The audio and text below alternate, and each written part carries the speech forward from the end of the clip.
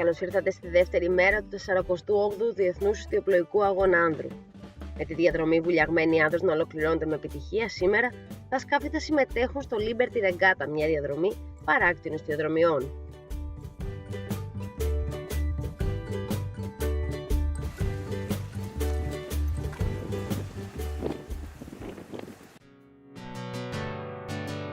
Η Άνδρος είναι ένα νησί που φημίζεται για τα δυνατά της μελτέμια που δημιουργούν συνθήκες κατάλληλες για αστιπλοεία το μεγαλύτερο μέρος του καλοκαιριού. Έτσι και σήμερα παρακολουθήσαμε πλούσιο θέμα και δυνατές μονομαχίες από όλα ανεξαιρέτως τα πληρώματα που δώσαν τη δική τους μάχη για μια θέση στο βάθρο.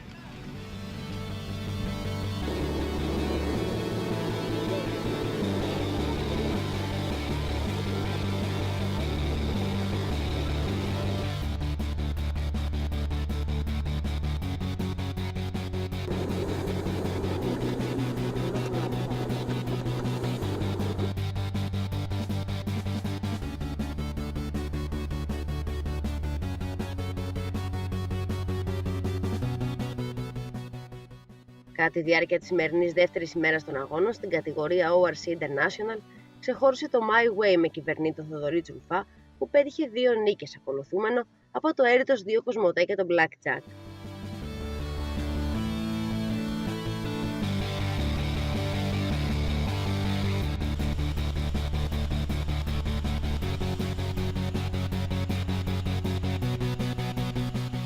Στην τέταρτη θέση του αγώνα Liberty Regatta τερμάτισε ο Απίδαλος Ναύς με κυβερνήτη την Αλίκη Κούρκουλου, ακριβώς μπροστά από το Αλσούμα Αλιάνς του Λεωνίδα Πολέμου.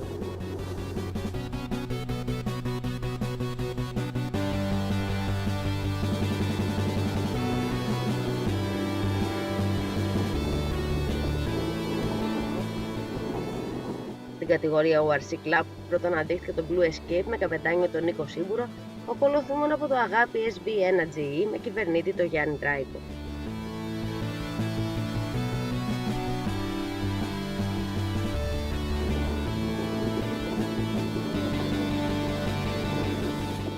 Σε σχέση με τις περσινές ιστιοδρομίες Όρτσα Πρίμα ή το περίπλου Σημαδούρων, φέτος ο καιρός ήταν ιδανικός πάλι, όπως και στο offshore. Ο αέρας ήταν από 10 έως 18, σε ελάχιστες περιπτώσεις 20 μίλια. Τα σκάφη θα πάρουν αύριο το δρόμο της επιστροφής, ακολουθώντας την αντίθετη από την πρώτη μέρα διαδρομή, δηλαδή από τη χώρα της Άνδρου προς τη Βουλιαγμένη, σε μια τελευταία προσπάθεια να βρουν μια θέση στο βάθρο των νικητών.